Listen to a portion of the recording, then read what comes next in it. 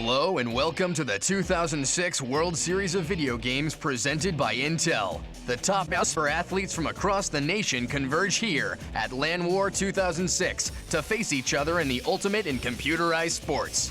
This is a true first in the world of competitive gaming, the inaugural event of the World Series of Video Games. It's absolutely a fact that gamers want to have a place to go out and showcase the talent that they have, and the World Series is out there going all around the world, letting kids from all around the world be a part of it and compete, for one big championship. The World Series of Video Games, or WSVG, will play out over 7 international events ranging from Louisville, Kentucky to London, England. Throughout the year, the best gamers in the world will duke it out with one goal in mind, the WSVG Championship at the end of the year, where the newest kings of the video game world will be crowned. And what better location to start this series off right than Louisville, Kentucky? Home to the famous Louisville Slugger, birthplace of the most passionate pugilist of all time, Muhammad Ali, host of the most exciting 2 minutes in sports, the Kentucky Derby, this shining jewel on the Ohio River now adds another title in its long list of sporting triumphs. Home to the first ever World Series of Video Games competition. With $110,000 in cash and prizes up for grabs, this is serious business. It's nice to see gaming as a sport becoming more and more popular. It's a little tougher with the console crowd because there's not as many hardware sponsors to get involved to kind of help throw money at it, but it's nice to see that they're actually legitimizing the 360, and then soon the PS3 will be coming up. Throughout the history of competitive gaming, the field has been stacked in favor of PC games. Titles like Counter-Strike and Quake have long dominated tournament play, but in the past few years, console games have erupted out of the living room and onto the online scene. With the advent of online systems like Xbox Live, console gamers are finding it easier to join their PC brethren in the world of networked blood sports. Well, one thing I know is that consoles are very up and coming because one of the barriers has always been the graphics, right, and the performance and whatnot. And, like me, I'm a performance junkie, I'm a visuals junkie, so I've always wanted my PC, but the 360, the PS3, all the upcoming next-gen consoles actually have graphics, as you can see right next to us, on par with the PC. Here in Louisville, nearly 500 of the world's elite gamers face off in both PC and console games for the first ever World Series of Video Games event.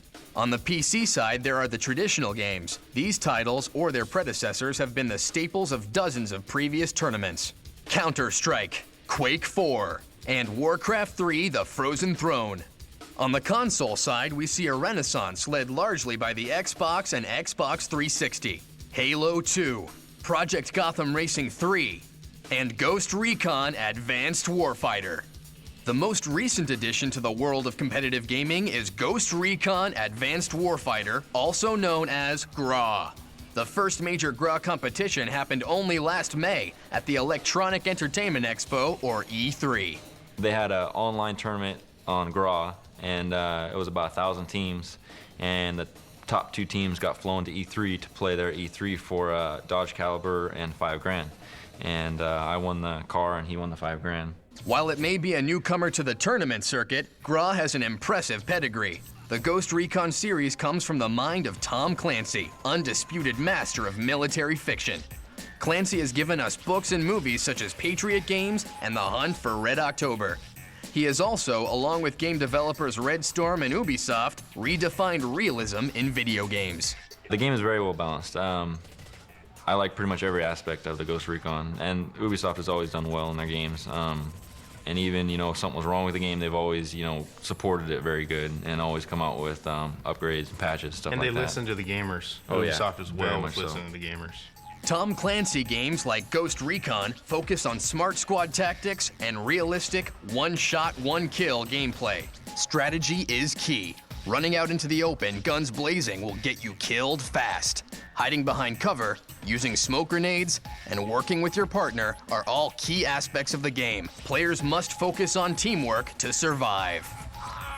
Well, what I love about Ghost Recon Advanced Warfighter is the tactical part of it, the teamwork. We gel so well we barely even have to talk anymore because of the teamwork. And again, the shots, you get shot chest or head, you're dead. It's just who's got the fastest trigger, the fastest reticle, it's who wins. The Ghost Recon series takes place in the near future. You control a small squad of special operatives, or ghosts, in the fight against terrorism. The first game had players quelling a Russian coup in 2008. Ghost Recon 2 sent the squad to a 2012 North Korea. And Advanced Warfighter, the third title in the series, brings the fight to Mexico City in 2012, just in time for the ancient Mayan Armageddon. In the multiplayer game, players can face off in squads of up to 8 soldiers per side.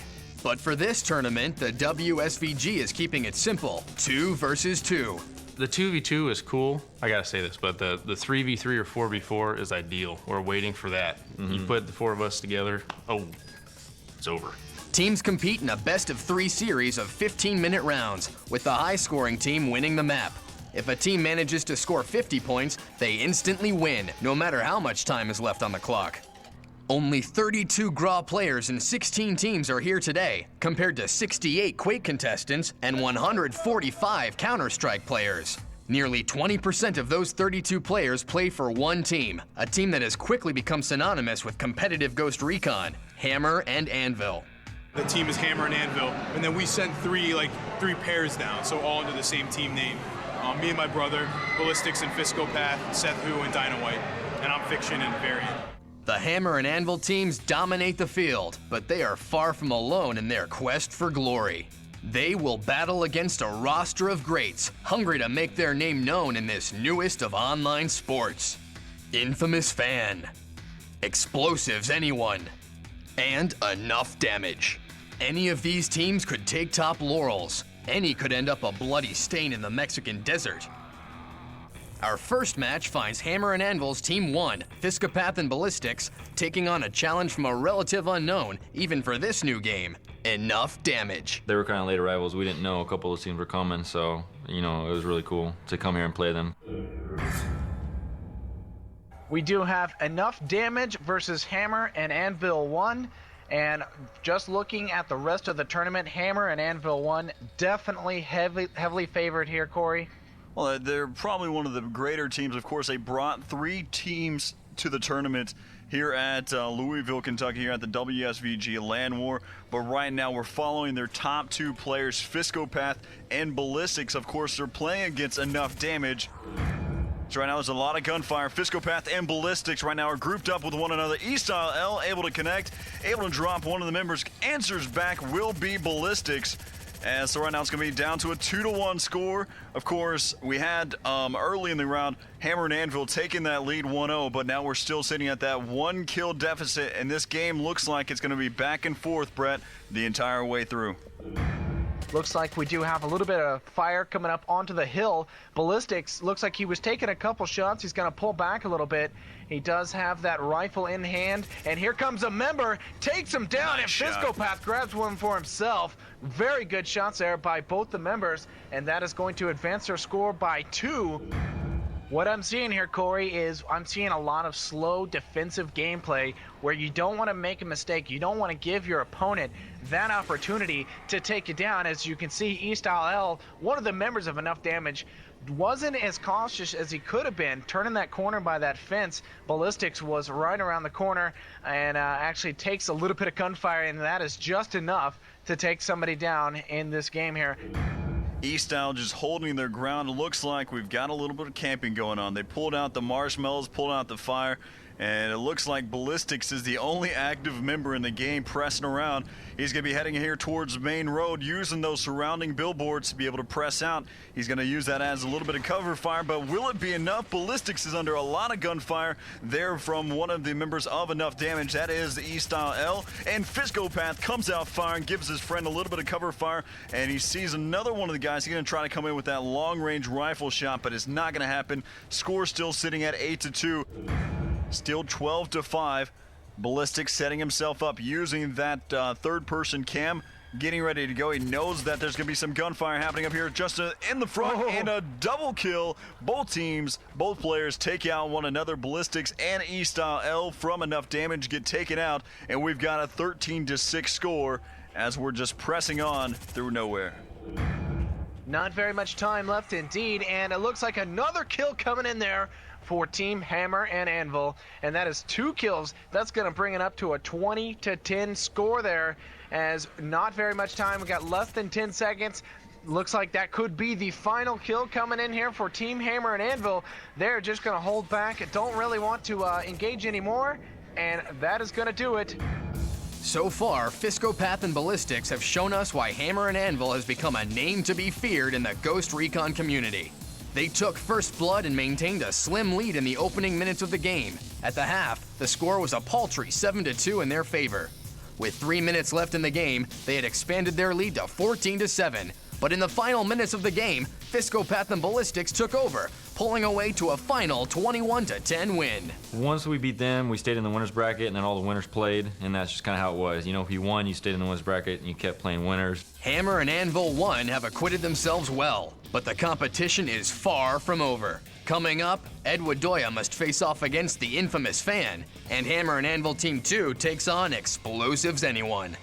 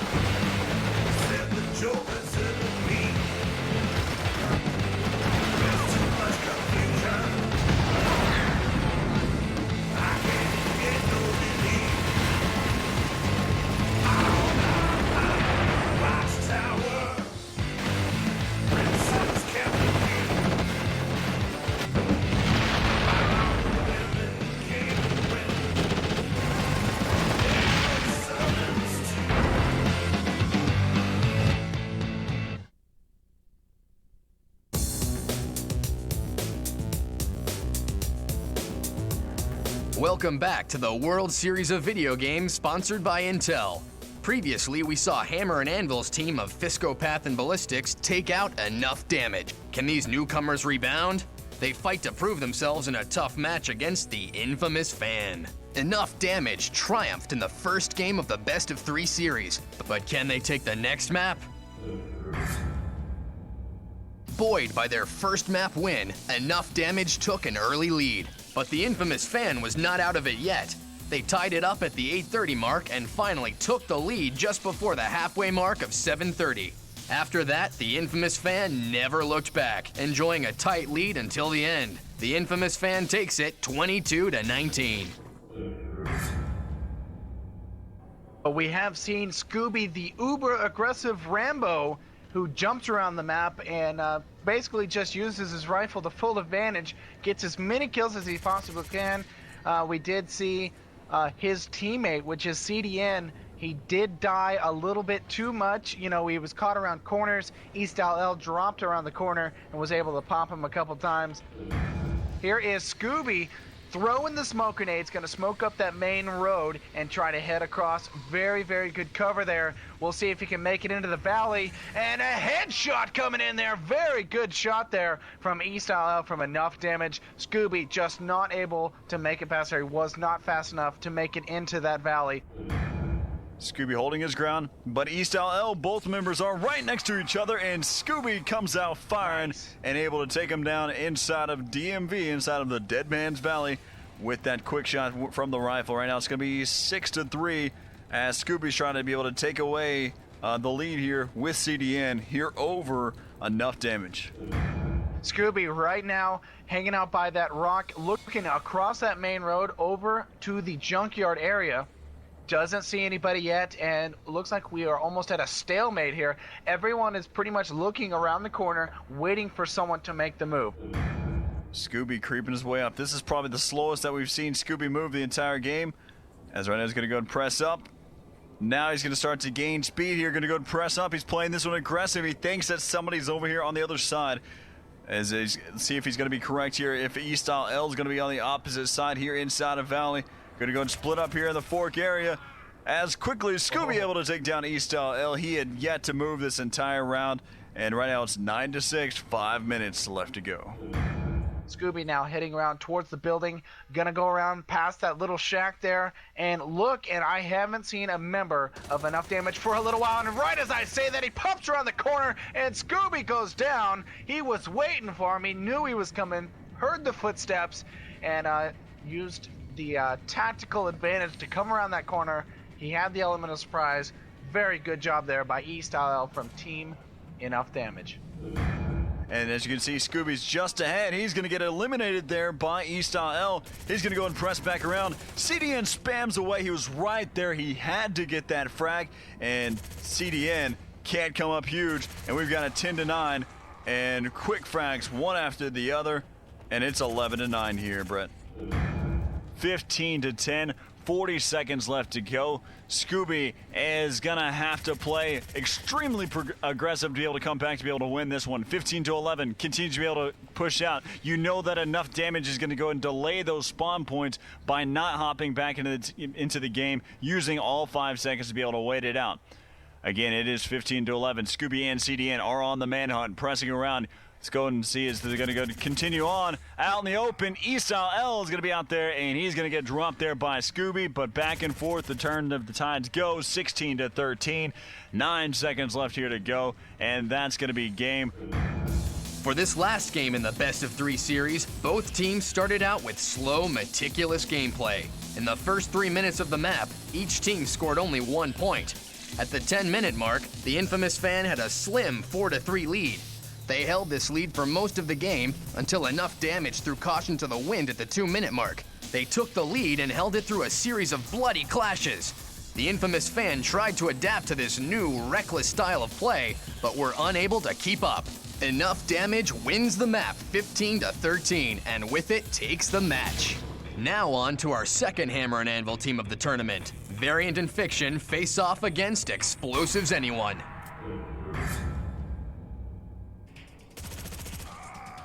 So right now we're going to go ahead into the action here on Boneyard. Is going to go and start things off. Already a 2-0 score as Fiction is going to go to work here on to Explosives Anyone. Able to drop 2 early. Prodigy and Purity are working together. They're keeping it close. They spotted Fiction. Now they're going to go and creep in here. But Fiction able to get prone and get low and get the frag. So he's gotten 3 frags so far, and then finally getting taken down there by Purity, who was going completely Rambo, just running through the rubble and able to get that frag. Here comes Variant. He's able to answer back into Prodigy off the spawn. 4-1 is the score so far. Purity and Prodigy going to go and work together. Prodigy got out of that spawn, and now going to go and creep his way back through the rubble and hopefully just become incognito as here comes a shot. Prodigy able to take out Variant as it looks like it's working out here for Fiction and Variant as they've got a 5-2 lead as Fiction gets the high ground and then hightails it out of there next towards the plains and back towards the rubble and finding himself a home. Fiction under a lot of gunfire, peeks out fire, and he's going to get spotted once again. He's going to go and reload a battle from the staircase to the plane, from mid-range to far. See if Fiction will be able to get a frag here. He's going to go and place one aggressive, works his way through the rubble, see if he's going to be able to spot Prodigy on the other side. And it's actually going to be Purity with the shot, and Fiction goes down 7-7, and Variant's going to be able to reply back, and so it's been an eye-to-eye, back and forth, 8-7. Here in favor of Hammer and Anvil 2. Prodigy and Purity pressing around. Prodigy holding his ground here. See if he might be able to get something hard started here around the corner. Helping out his teammate. Purity on the other side. Variant going to get taken down 13-12. As going to go and continue to be able to press around. And a quick shot there from Fiction. And that's going to be it as Prodigy is going to get taken out. I think if we keep doing what we're doing, I think if we tighten up our shots a little bit, get just a little bit faster, sometimes it's hard to hear, so if we can get the communication a little louder, we should be good to go, though. We just got to stay in our head. Purity right now with the smoke grenades. I count 1, 2, 3, and a 4th coming out. a little bit overkill, but he's got to get past that choke point right there. And it looks like Fiction dropping down. That is Prodigy out on the outside of the main road. You can see the smokes in the background. That looks like Prodigy going to head back around and head down. It looks like we do have a little bit of fire coming out from Prodigy as Purity looks like he was able to get past that choke point and get into the Dead Man's Valley. Right now, 7-6. Not a lot of time to work with here. It's just been a standstill throughout the entire game, but right now it looks like we might see some movement from the other team, from Explosive Anyone, because they don't want to lose here to Fiction and Variant. Gonna go ahead and press back around. Looks like when we continue to be able to follow behind Fiction, he's holding the high ground. His teammate Variant under a lot of gunfire. Fiction gonna get shot down from behind by Purity. He didn't even watch his own back, and right now it's 7-7, all tied up. You have 20 seconds on the clock. Time is ticking down. Purity not moving at all. Prodigy just kind of dancing around there. Fiction hanging out by that shack, waiting for Prodigy to come down. And it looks like we could have a stalemate here. It was actually a lot closer. They had some good strategies. They, snuck around a lot. They had my number. He carried the team.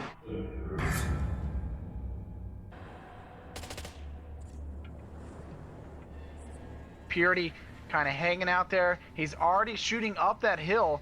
We saw this the last couple games here on Nowhere. Purity and Prodigy really like to go prone, use that prone position to their advantage, and look at him shooting around that rock. That is pro right there, Corey.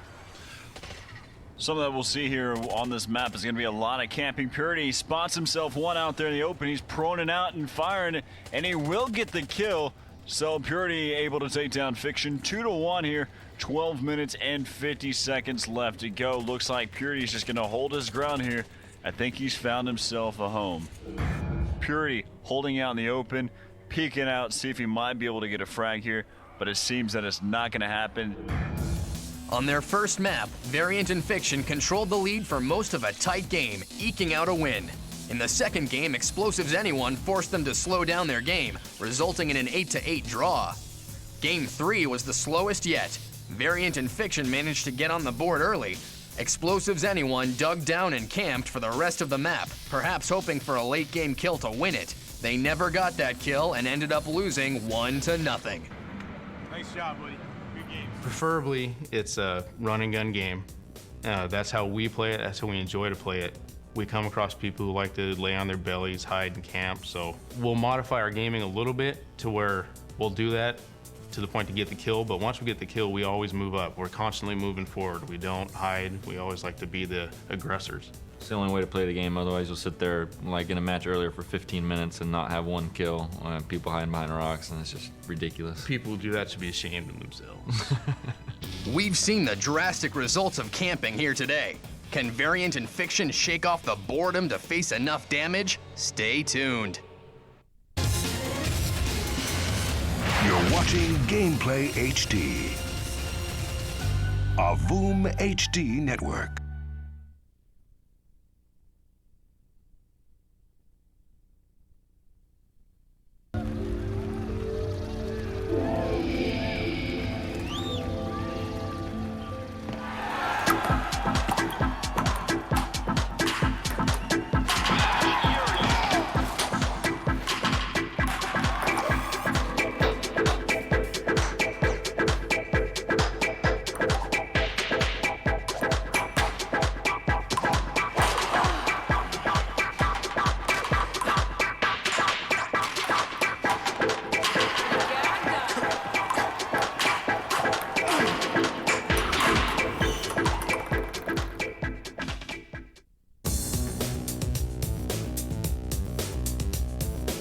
Welcome back to the World Series of Video Games, sponsored by Intel.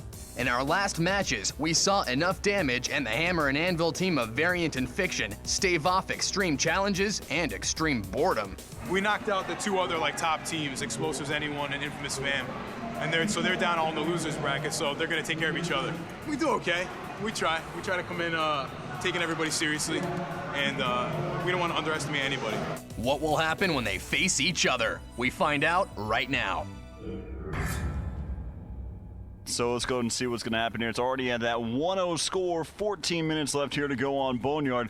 But we're going to see a lot of quick frags back and forth through this entire game. As right now, enough damage, holding their spots out there in the open. Fiction's been spotted from behind. He's going to go to get taken down there. 2-0 now, just under that 14-minute mark. Fiction press around the corner. Variant gets dropped there from behind by Eastall L. As you can see, Fiction in the foreground trying to find out where that shot was.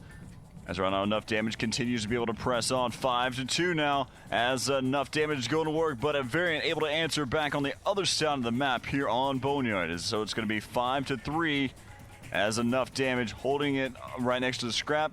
As right now they'll be coming towards the main plane. He's heading towards the tail end of the plane. You know what he's doing. You know that enough damage Eastall is working his way to the place that he calls home, towards that cockpit. And I bet you by now, Hammer and Anvil know that that's his spot. And he does get spotted there by Fiction. 5-4 is going to be the score now, as Fiction's going to go and press on. He's going to go and look for the other member of Eastall L. Now what we're going to see here on this map real fast, on Boneyard, we'll see a lot of spawn frags. They'll work their way towards it. As you can see, that last member, Eastall L, is holding his spot next to one of the main spawn points, and the other member of enough damage was trying to work his way towards the next spawn point. But Variant was able to catch him from behind, and now they're down 6-5 to enough damage. Close game, as now it's all tied up here, Brett. 6-6 here on Boneyard. 9 minutes and 30 seconds left here to go. Enough damage pressing towards that main spawn point. He's going to try to get there as quick as possible. Fiction did get taken down by his teammate and by Eastall L. Now he's going to go and flush through. Notices that this spawn point and nothing's happened just yet. Fiction has yet to spawn in that area, so he knows that he's somewhere else. Presses around. Fiction going to be able to take him down. Unable to make the shot, and Fiction will get that shot to be able to come out and make it 12-10. Time is winding down. 6 minutes, 26 seconds on the clock. Variant now over by the other wreckage on the south end of the map. It looks like Fiction taken down from long range. That is 2 kills in there from enough damage. And the lead has changed again. 15-14. Variant spawns in, and Fiction was able to grab himself another kill, and that's going to tie us up. The lead is going back and forth here. But right now we're at 17-15, and I think enough damage is feeling comfortable where they're at right now. So he's going to press on. Right there, Fiction answering back. He's making it 17-16. He wants to get back towards that tie point and try to regain the lead here over enough damage. 4 minutes and 40 seconds left here to go. Member of Eastall L gets dropped by Fiction. Tied us all up at 19. 2 minutes, 24 seconds on the clock. As enough damage really has to go clutch right now if they want to win this one. These competitors fought tooth and nail trying to pull ahead. First, it was enough damage in the lead, then Hammer and Anvil. Back and forth they fought, neither willing to bend to the other. In the end, unstoppable force met immovable object with the only logical result, tie game 19-19. To win the match, a team must win 2 games, so this tie score starts the competitors back at square one. 2 minutes into the game, and it's still 0-0. But we're about to see a lot of action here in just a minute here, Brett. Yeah, you were talking about that hill. As he's approaching that hill right now off to the left, and the action has started. Eastall L opens it up and grabs a point for enough damage there. Looks like Fiction was trying to go for that hill, gonna head over the side, possibly throw some smokes up and try to get over to that other side. That hill is a very, very good spot in the map. You can hang on the back side of it, wait for your people to come, and just mow them down with your rifle. Variant and Fiction right now throwing out even more smokes.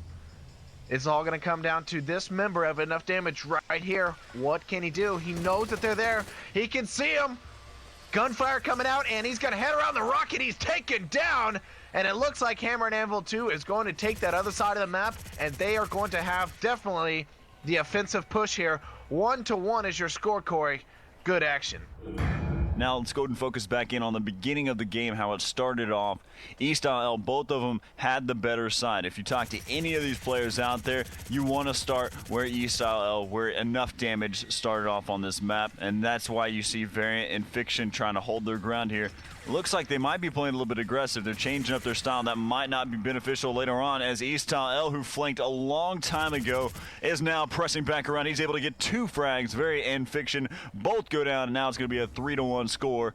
As you can see, enough damage using the third-person mode. Again, you'll see this time and time again here on Desert Gulch. See some gunfire out in the deep. See if Fiction's going to be able to get out of here. Fiction able to make that shot and take down Eastal. And we've got a close ball game here, 6-5.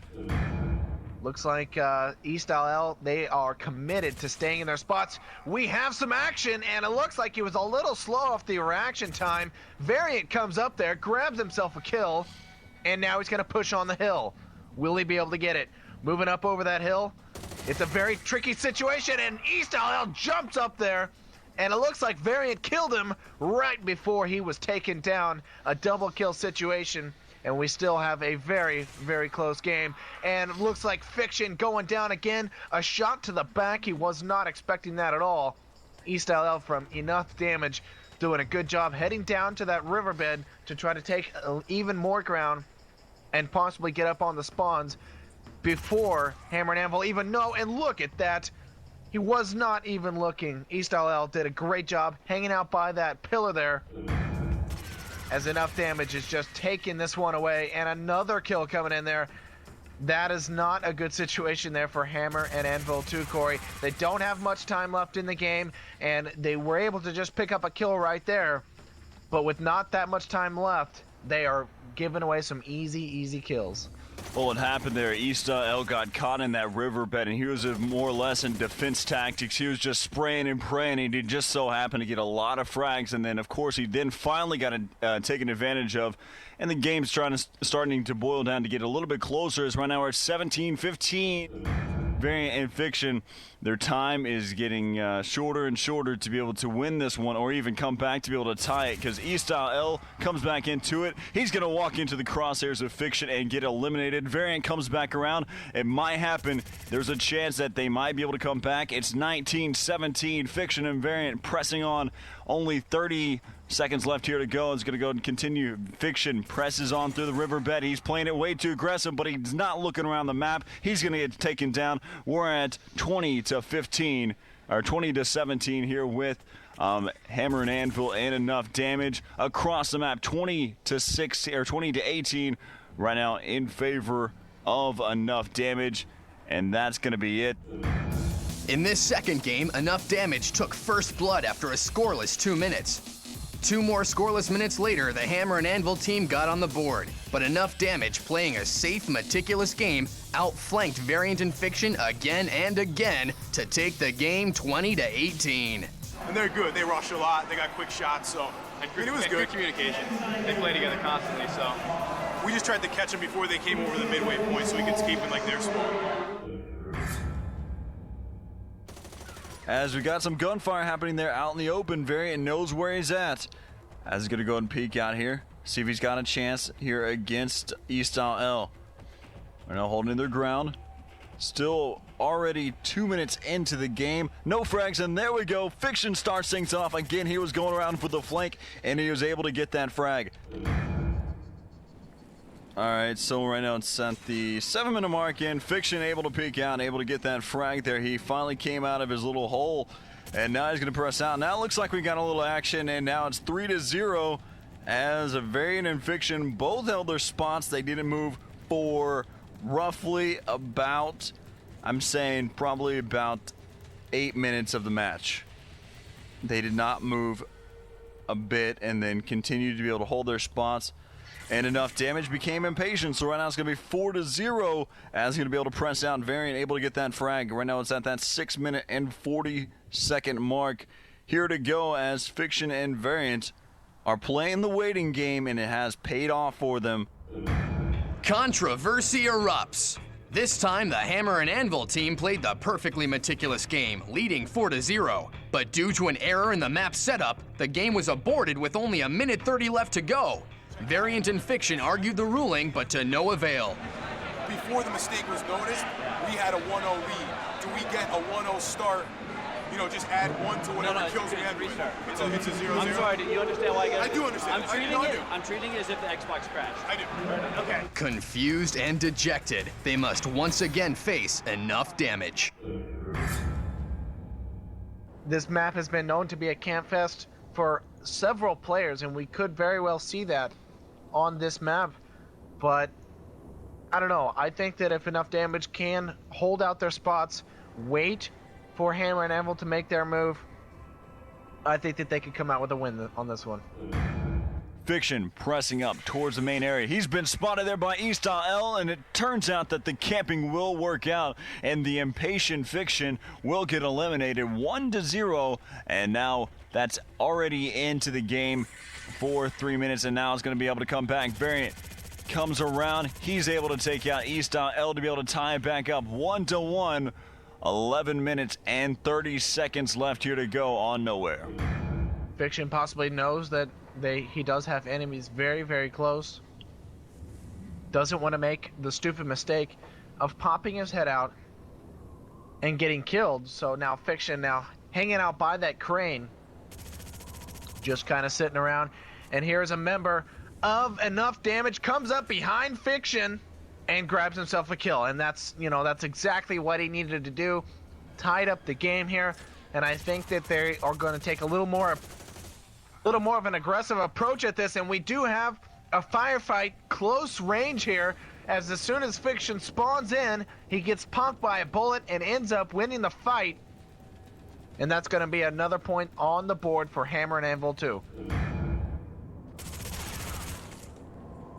And it looks like Variant trying to get around, and Variant was actually caught in that spot again, and Fiction goes down, 2-point lead for Enough Damage. Now, what I was saying was, these players do not want to be caught with their pants down, basically. They don't want to get caught in an area where they're going to be taken down, and, you know, if they can avoid jumping out into the middle and getting shot from long range, then they're going to do it. And it looks like Enough Damage is really dealing with the nerves here, and they're making their move, and it looks like 7-6. That is Hammer and Anvil trying to come back here. It's a 1-point game. Still a 1-point game here. 37 seconds on the clock. Lots of action coming in here. 9-7. 30 seconds on the clock, Corey. And this one definitely is coming down to the wire. It's a 2-point game. They have to do it right now. Now, as you can see, Enough Damage has the kills to be able to fall back and just hide in their spots. So you're going to see Fiction and Variant pressing around, running everywhere that they can possible, finding all the spawn points. But if you look, Enough Damage going to find a rock that they can hide behind and see if it'll be long enough. And looks like this game will be over 9-7. Perhaps it was Hammer and Anvil's frustration with the earlier aborted game. Perhaps the fates were just in Enough Damage's corner. But after an incredibly tight game, with the lead swapping again and again, Variant and Fiction fall to Enough Damage. Now Enough Damage's fate is in the hands of 2 other Hammer and Anvil teams. For them to have a shot at the finals, Fiscopath and Ballistics must lose to our final H&A team, Seth Hu and Dino White. We see our team as the best competition out there, so it's a good match whenever we meet up. As Seth Hu right now hanging on the left side of the insertion point, sees a member of Hammer and Anvil down there, shoots out some fire, and he wasn't able to pick up much. Maybe got a shot, and as you guys can see him down there on the bottom, down by that broken down semi. As here is Seth Hu going to try to head out there. Could have been a mistake. Dino White on the other side going to track up on that kill, and it looks like Dino White goes down. Seth Hu grabs himself a kill, but he wasn't able to save his teammate in time, Corey.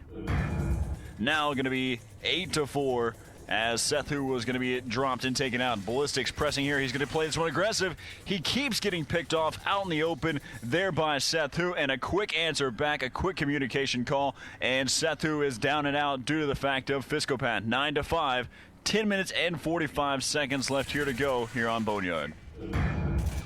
Dino White taking some shots here as he's trying to hit his opponent up there on top of there. No kills coming from that. Dino White hasn't been hit yet, pulling back behind that wall.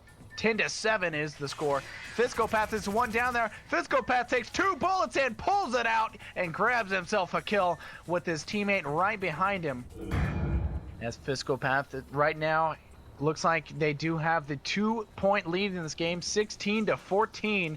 Not very much time left in the game. We are under 6 minutes as Fiscopath making his way around. Looks like he sees Seth Hu there and takes him down as Fiscopath takes 1 shot to the head and goes down. And that is Dino White saying, "That's how I roll." Let's go ahead and follow back in here behind Fiscopath. He's sitting there over by the semi-trailer. Ballistics holding the ground next to where everybody wants to be. He's trying to be able to take advantage of whoever comes out. Seth Hu is going to be able to peek out and takes out Ballistics. They're out in the open. Right now, going to be continuing to be able to follow behind Ballistics. He's able to spot himself one. Dino White unable to reply back from the gunfire from Ballistics, and he's able to come back and make it 29-24. But a quick shot, Seth Hu is going to try to be able to regain revenge and trying to be able to bring that 5 or 4 frag deficit to a closer and try to be able to tie him back up.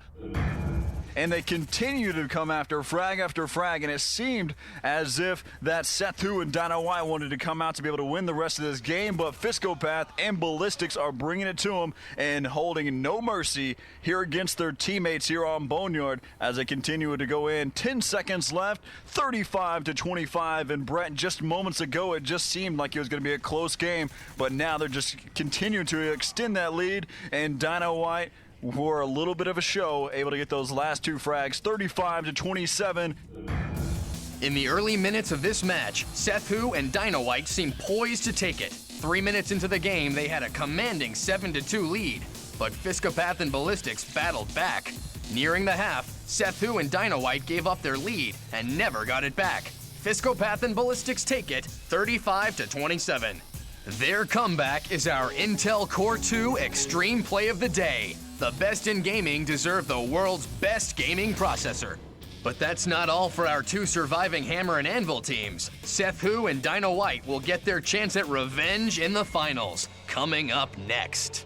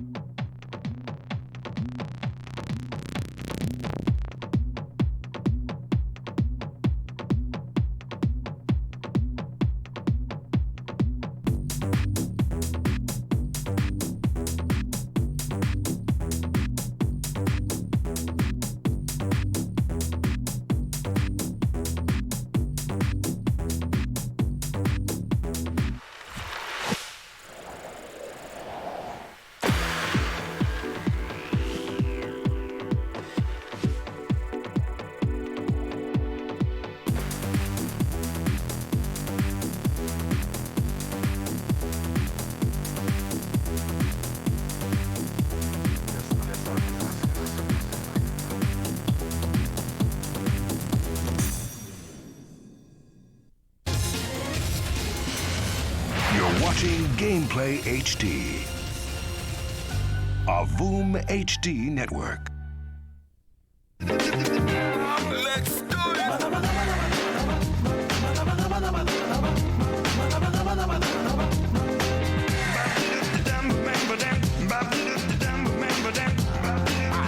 like the way you move that.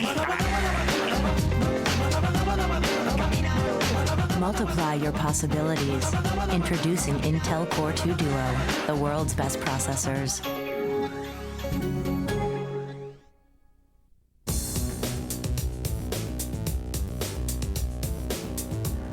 Hello and welcome to the Ghost Recon Advanced Warfighter Finals at the World Series of Video Games presented by Intel. In a tournament dominated by one team, it is only fitting that this final pits team member against team member, brother against brother, in a fight for the championship and $5,000. 2 Hammer and Anvil teams must compete for one prize. It's Fiscopath and Ballistics versus Seth Hu and Dino White. We were practicing just before the finals, and they smacked us a couple times, which kind of had us worried, just in practicing, you know, but it's a little bit different once you're playing actually up there on the stage and stuff, you know, in front of everyone. These guys brought 3 teams to this tournament, and we've seen plenty of all 3 of the teams here, and it looks like Seth Hu was able to take down Fiscopath. Ballistics is caught up in between the plane. Seth Who goes down. Ballistics is now pulling back. Looks like he's going prone. Dino White is still left in that area, and Ballistics cleans up the floor with Dino White. Ballistics going prone out into the middle. Dino White gonna make his way towards that middle there, and Physical Path dropping again, 16-9. Hammer and Anvil 3 is really taking it to Hammer and Anvil 1 here, as Ballistics goes for the easy kill, and Seth Who turns around and says, "What's going on here?" Grabs himself a kill. Good job there. Seth Who in the red, dropping down. He is prone and he takes down Ballistics. Clutch play there by Seth Who. Actually right by that light pole. He's going to meet up with Dino White, and Ballistics and Fisco Path both get a kill. And this was one of the most fast-paced matches I have seen in Graw thus far. And we're at that 10-minute mark, 27-17. As they're going to go and press on. Dino White spots himself one across the map. Ballistics goes to work. Fisco Path gets dropped there by Seth Who. Ballistics trying to keep it going, and Seth Who comes back into it. So it's just been frag after frag. Seth Who is looking for those spawn frags, and Fisco Path comes out and says, nope, not today. He's going to be 29-19. Frag after frag coming here from both Hammer and Anvil teams. Moving over to that broken down tank, and he sees an enemy, gets him in the sights, and Seth Who picks up one as well. Ballistics and Fisco Path both down within a second of each other. Dino White once again gets another kill right off of that spawn. These guys are really, really working the spawns here, as they're about to break 40 points in this game, and that's the first time we've seen that in this tournament so far. These guys are really racking up the points. 45-38, as right now they're going to be inching closer and closer. Comes back around, another frag there for Dino White. 46, as they're going to go and press on. 3 frags away. Seth Who almost there, as all they need is 2 more frags. Dino White, he's inching them closer and closer to that 50 frag lead. As right now Seth Who watching for the ground, and they hit that 50 mark. That's going to be it. No 1-0 score for these guys. In this action-packed first map, Seth Who and Dino White dominated the game. 5 minutes in, the score was already an incredible 27-17. The killing never let up, and Seth Who and Dino White wrapped the game up just shy of the 5-minute mark, scoring 50 points to end the game. Once again, Seth Who and Dino White owned their Hammer and Anvil teammates. The first 3 minutes were tight, with the game tied at the 11:45 mark. But Seth Who and Dino White went on a blistering run, scoring 9 unanswered points in just over a minute. They maintained a comfortable lead for the rest of the game, scoring kill after kill after kill. They eventually crossed the 50-point mark with 3 minutes left in the game. Seth Who and Dino White win the match. We went undefeated. Except one time. Until we met our own teammates, and they put it to us. Pretty bad. Once. I didn't like it. And so these teams must battle one last time to determine the ultimate Ghost Recon Advanced Warfighter champion. This match is it. Win or go home.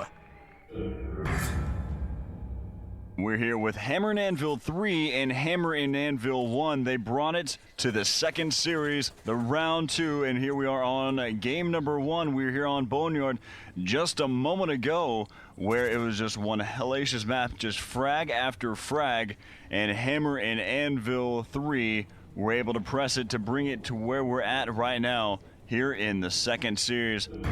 7-3 is the score. I definitely think we're going to hit the 50-point mark. Remember, it is either let the time run down, it's a 15-minute game, or whoever can get to 50 first. And that's the way that this Grawl tournament is being played.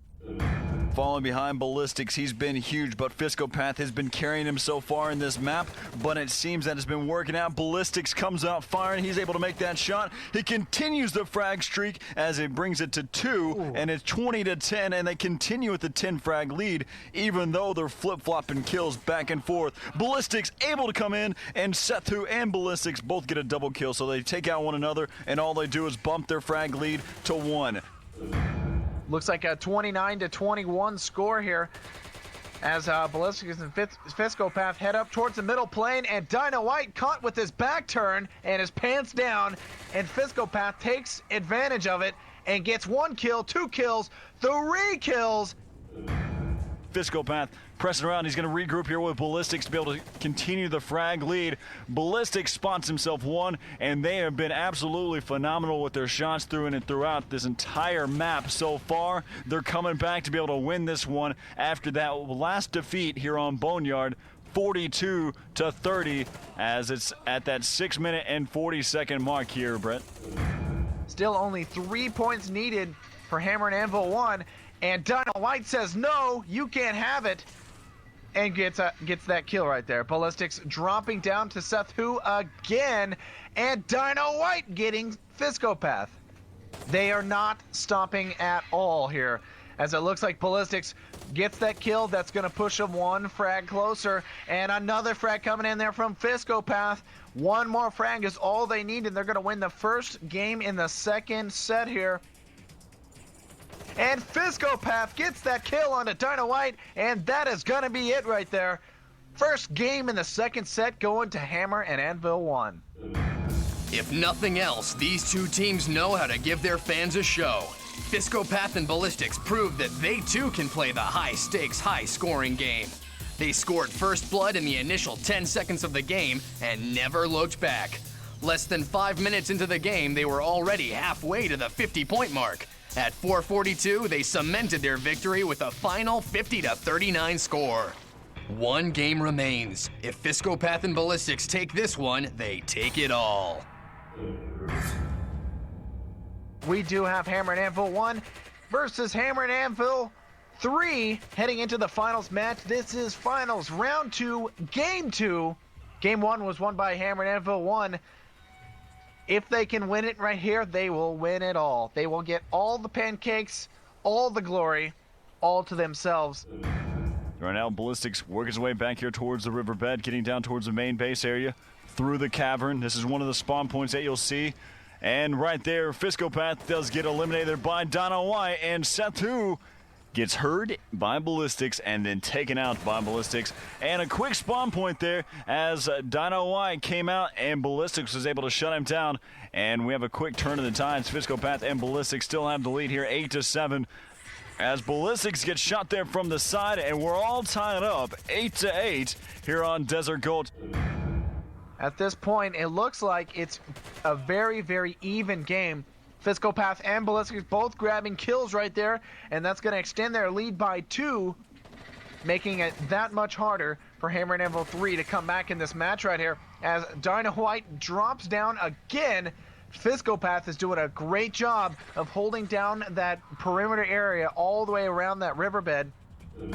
Ballistics and Fiscopath are running away with this, just making shot after shot. They're getting their position. They're setting up for a second. Okay, no frag. Let's move on. They continue, press on. They see if they can get another frag. Then they drop 2 and they move on. They continue. They're all over the map. Dino White and Seth Hu are trying to figure out a way to be able to get out of this. They got to find a ground. They got to be able to work their way out of this. As right now, Fiscopath finds behind Dino White, and it seems that Dino White and Seth Hu are just running around trying to find a frag, but they keep getting found before they get the chance to be able to get their eyes on the enemy.